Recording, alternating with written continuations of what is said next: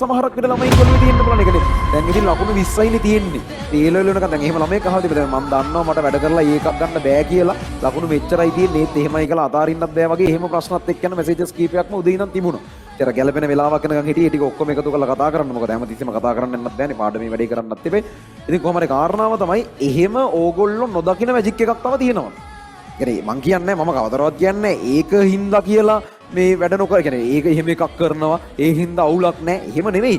පුළුවන් උපරිමයට වැඩ කරන්න පුළුවන් උපරිමයට ඔයාලගේ පැත්තෙන් මේ කියන දේවල් කරලා විභාගයට පුළුවන් උපරිමයට සූදානම් වෙන්න.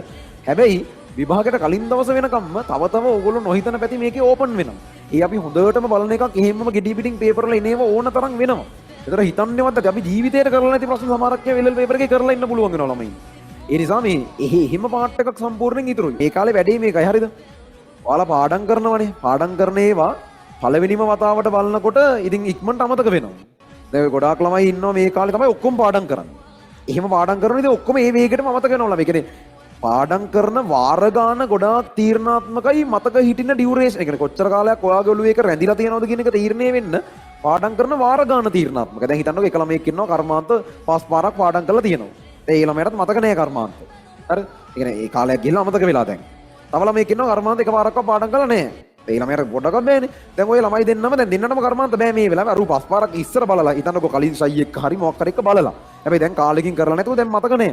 ඔය දෙන්නම දැන් කර්මාන්ත පාඩම් කරන්න ගත්තොත් එකක් තමයි ගොඩක් අඩු වෙලාවකින් කර්මාන්තරික පාඩම් කරන්න පුළුවන් අර පස් ගමනක් විතර පාඩම් කරලා තියෙන එකට. බොහොම පොඩි ටට්ටක් ගලුට මතක් වෙනවා සිද්ධිය සහ එයාගේ ඒක මතකයේ රැඳෙන ප්‍රමාණය අනිත් ළමයට වඩා ගොඩක් වැඩි. අනිත් ළමයට වඩා සෑහෙන මතකයේ රැඳෙන ප්‍රමාණය වැඩි කලින් කරලා තියෙන වාර ගන්න වැඩි වෙන තරමට. ඒතර මං කියන්නේ ඔය අන්තිම දවස් වෙනකන් ඉන්න එපා කියන ඔක්කොම ටික බලන්න. කරනම අනිත් එක තමයි මේ කාලේ කොහොමත් ඔයාලා A එකක් ගන්නවද B එකක් ගන්නවද C එකක් ගන්නවද මොකුත් හිතන්න යන්න එපා. ගොඩක් ළමයි මේ කාලේ කරන වැරද්ද තමයි අර ඒකක් ගන්න බැරි වුණොත් මොකද කරන්නේ? සෙකන්ඩ් සයි තර්ඩ් සයි ළමයින්ට දෙනවා ගිය පාරට වඩා රිසල්ට් අඩු වුණොත් මොකද කරන්නේ? ඒ කියන්නේ ඒක පොදුවේ එන බයක්. ඒ කියන්නේ සෙකන්ඩ් සයි තර්ඩ් සයි ළමයින්ට අන්තිම කාලේ වෙද්දී හිතනවා ගිය පාර මීට වඩා පුළුවන් වගේ හිතෙන්න ගන්නවා. ඒවා බොරු ඒවා ඔළුවෙන් හැදෙන ඒවා. ගිය පාර මීට වඩා පුළුවන් වගේ හිතනවා. ගිය පාරට වඩා මේ පාර රිසල්ට් අඩු වෙයි වගේ හිතෙනවා. ඒ නිසා ඒකත් එක බය වෙනවා. ඒක සාමාන්‍යයෙන් ඕනම සෙකන්ඩ් සයි තර්ඩ් සයි ළමයෙකුට එන හැඟීමක්. ඒ කියන්නේ ඒක නෝමල්ම දෙයක්. ඒක කවුරු හරි ඒක ඇවිල්ලා තිනවනම් ඒක ඊටගෙන ඒක සෙකන්ඩ් සයි තර්ඩ් සයි වීමත් එක්කම උරුමයක්. ඒක සාමාන්‍ය ඕන කෙනෙකුට හිතනවා. ඒකට එහෙම වෙන්නේ නැහැ.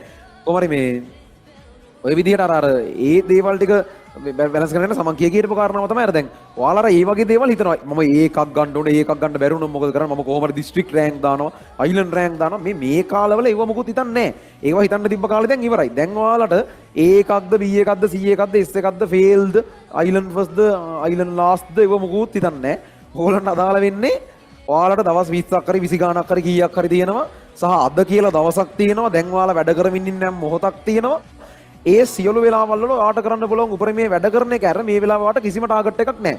ඒක මෙතනින් ඉස්සරහට මට තියෙන ලකුණු මෙච්චරයි මේ වගේ එකක් ගන්න පුළුවන් වේද? ඒව අහන්න එපා. ඒව හිතන්න ඔයාලට අයිතියක් නැහැ මේ වෙලාවේ. ඔයාලට මේ වෙලාවේ කරන්න තියෙන එකම දේ තමයි අද දවසේ හෝ දැන් මෙතන වැඩ කරමින් ඉන්නවා කියන්නකෝ. දැන් ඒ කියන්නේ තනියෙන් වැඩ කරන වෙලාවක් හිතන්නකෝ. ඔයා තනියෙන් වැඩ කරමින් ඉන්න යම් පැය භාගයක් කියන්නේ විතරක් හිතන්න ගොඩාක් පැය 5ක් මං වැඩ කරනවා වගේ එහෙම හිතලා පටන් ගන්න එපා. මං පැය භාගයක් වැඩ කරනවා. ඒ පැය භාගය වැඩ කරලා ඉවරනම ඊළඟ පැය භාගය වැඩ කරනවා. එහෙම පැය භාගය පොඩි කොටස් වලට කඩා ගන්න.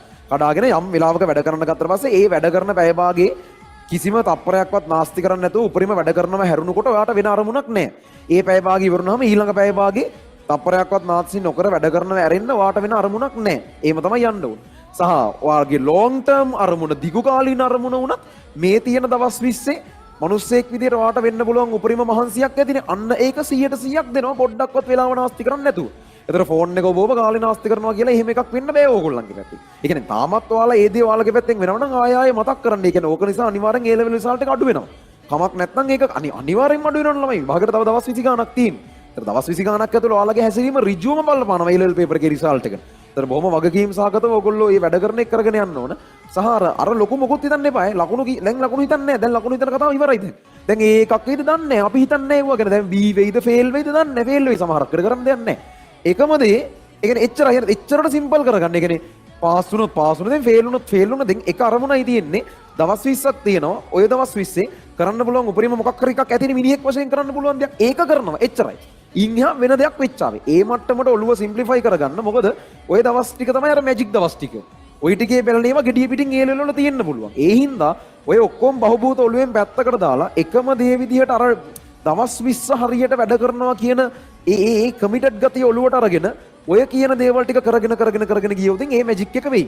ඒක නොවෙන්නේ ඕගොල්ලෝ හිත ඉන්නවා නම් ඒකක් එයිද ඒකක් නම් ගන්න බැරි වගේ ගිය සතියේත් ලකුණු මෙච්චරයි තියෙන මම මෙච්චර වැඩ කරලා ගියා ඒත් මට ලකුණු අඩු වෙලා ඒ වගේ දේවල් හිත ඉන්න යනවා කියලා කියන්නේ වැඩේ අනිත් පැත්ත ගහින එකයි වෙන්නේ. ඒ හිතන තරමට ඕගොල්ලෝ තව තවත් A level result එකෙන් ඈත් වෙන එකයි වෙන්නේ සහ ඒ වගේ දේවල් කල්පනා කරන තරමට අපේ ඔළුවට එන ප්‍රෙෂර් එක වැඩි. ඒ ප්‍රෙෂර් එක වැඩි වෙන තරමට අපිට ඊළඟ මොහොතේ වැඩ කරන්න පුළුවන්කම අඩුයි.